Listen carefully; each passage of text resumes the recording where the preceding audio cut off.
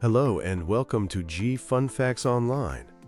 Today, we're stepping onto the silent, grassy fields of ancient battlegrounds. For centuries, our vision of past wars was painted by poets and chroniclers, full of heroes and epic tales. But what if we could bypass the storytellers and listen to the evidence itself? What if the bones of the fallen and the weapons that struck them could tell their own, unvarnished story? That's the promise of a fascinating field, where crime scene investigation meets archaeology, forensic ballistics. We're going to uncover how scientists are using modern techniques to understand the brutal reality of ancient and medieval combat, one skeleton and one arrowhead at a time. This isn't just about identifying weapons. It's about reconstructing the physics of a conflict, the skill of the fighters, and the tactics of entire armies. So let's begin our journey into the armory of the ancients.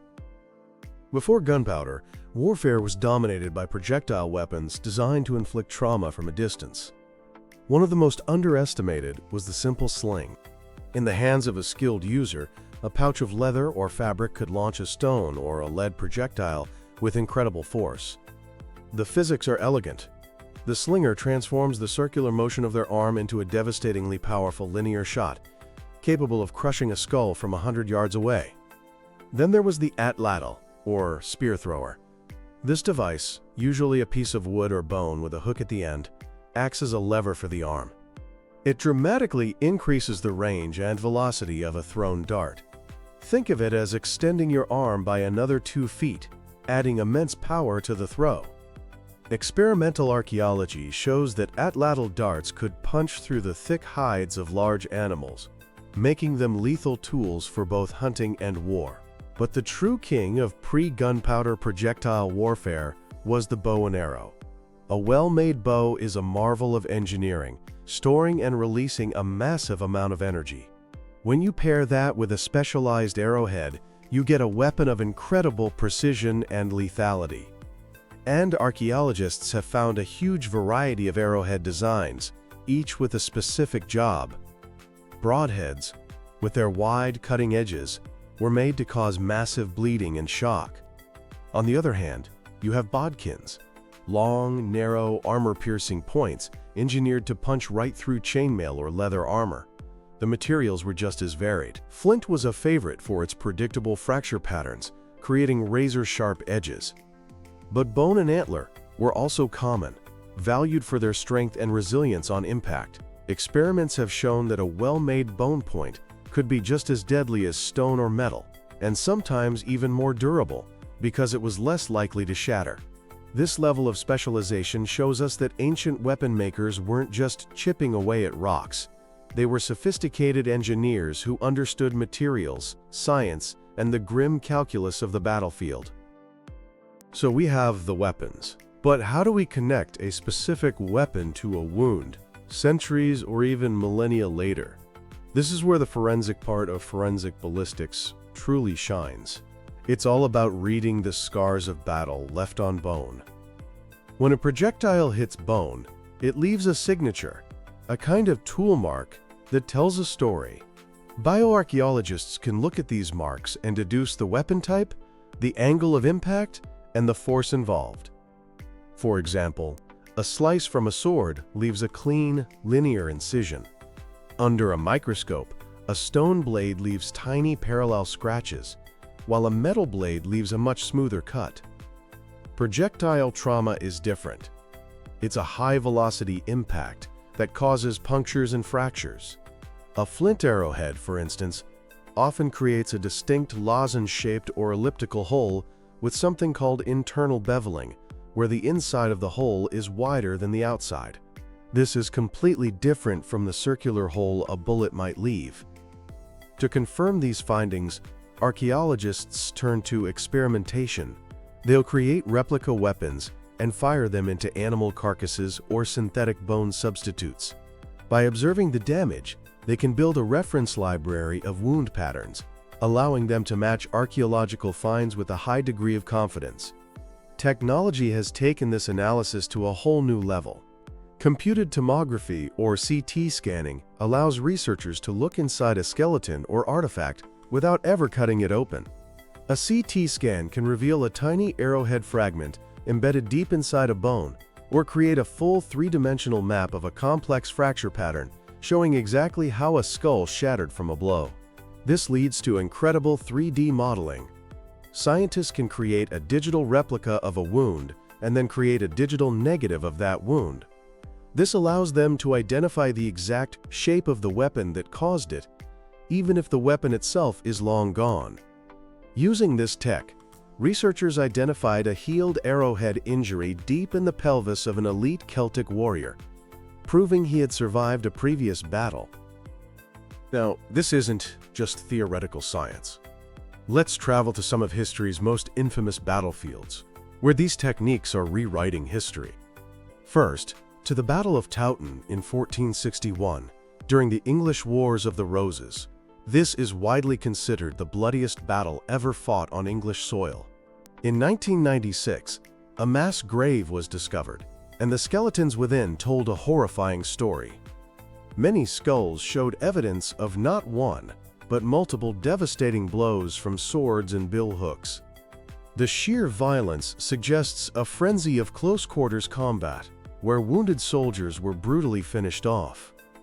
The analysis could distinguish between sharp force trauma from blades and puncture wounds from arrows, painting a terrifying picture of these men's final moments. They even found early lead composite shot, indicating that primitive handguns were part of this medieval bloodbath. Next, let's go to the Battle of Visby, fought in 1361 on the Swedish island of Gotland. Here, mass graves were found containing the remains of soldiers still wearing their armor. This gave archaeologists an unprecedented snapshot of medieval combat. Analysis of the skeletons revealed a grim catalog of injuries, with a strange focus on wounds to the lower legs. This wasn't random. It suggested a specific tactic, perhaps to disable armored opponents before moving in for the kill. The armor itself was studied to see how effective it was against the weapons of the day. In one of the most poignant applications of this science, researchers used 3D scanning to reconstruct the face of a Visby soldier from his shattered skull, giving us a powerful human connection to an individual who died in that battle over 600 years ago. This science isn't limited to medieval Europe. At the site of the Battle of the Little Bighorn from 1876, modern forensic techniques have completely changed our understanding of the conflict. Archaeologists meticulously mapped the locations of every spent cartridge case and bullet. Because each firearm leaves a unique signature on the cartridge it fires, they could trace the movements of individual U.S. soldiers and Lakota and Cheyenne warriors across the battlefield. This ballistic evidence challenged many of the heroic, one-sided historical accounts, revealing a much more complex and nuanced tactical engagement. The introduction of gunpowder in the late medieval period brought a new kind of thunder to the battlefield. The study of early firearms is a crucial part of archaeological ballistics.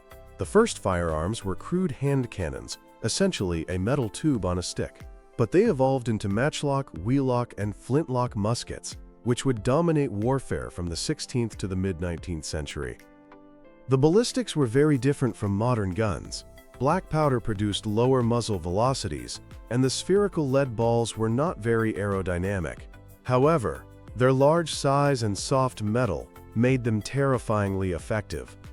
When a musket ball hit a human body, it didn't just pierce it, it flattened and tumbled, transferring all its energy into the target, shattering bone and causing catastrophic tissue damage. The skeletal remains of soldiers from the Napoleonic Wars or the American Civil War are filled with evidence of this trauma. Modern experiments using ballistic phantoms and CT imaging have shown that even a low-velocity musket ball could easily perforate a skull, and that its velocity changed the size and shape of the entry and exit wounds. This helps archaeologists interpret skeletal finds and truly understand the lethality of these early firearms. But archaeologists don't just analyze static artifacts. To truly understand the dynamics of ancient combat, they have to bring it back to life.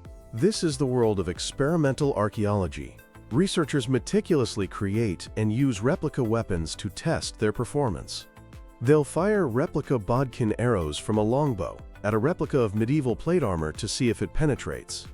They'll use high-speed cameras and Doppler radar to capture every detail of a projectile's flight and impact. These experiments provide an essential framework for interpreting what they find in the ground and appreciating the sheer sophistication of ancient military technology. More recently, computational modeling has become another powerful tool.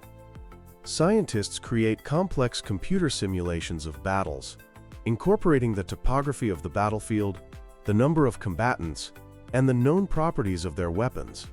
A model could simulate an entire volley of arrows, showing their trajectory and potential impact zones, helping to identify the likely positions of archers during a battle. While we use these incredible scientific tools, we must never forget the profound ethical responsibility that comes with this research. These are not just specimens, they are human remains. Archaeologists must treat the dead with dignity and respect, often working with descendant communities to ensure their work is done sensitively. The future of the field lies in this integration of science and humanity.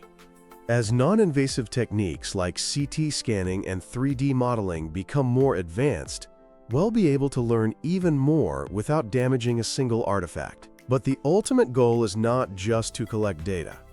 It's to combine the cold, hard facts of forensic science with a deep empathy for the human stories behind the artifacts. By doing so, we ensure that the voices of those who lived and died in these ancient conflicts are finally heard, giving us not only a better understanding of our past, but a more profound appreciation for the enduring human cost of war. Thank you for listening to Fun Facts Online.